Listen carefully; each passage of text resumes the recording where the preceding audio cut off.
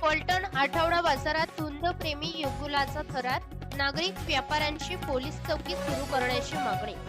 काल फलटणमध्ये रविवारी भरलेल्या आठवडे बाजारात आंबेडकर चौकात भर चौकात धुंदप्रेमी युगुलाचा थरार पाहायला मिळाला.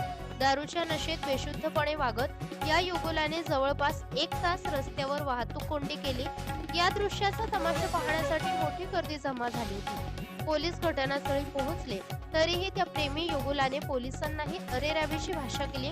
दरम्यान आज घटस्थापनेसाठी साहित्य विक्री मोठ्या प्रमाणात सुरू असतानाच या धिंगाण्यामुळे व्यापारी व नागरिक त्रस्त झाले. यामुळेच स्थानिकांनी मागणी केली आहे की आंबेडकर चौकातील बंद असलेली पोलीस चौकी त्वरित सुरू करावी. शहरात अशा घटना वारंवार घडत असल्याने यावर कठोर कार्यवाहीची गरज असल्याचे नागरिकांचे मत आहे.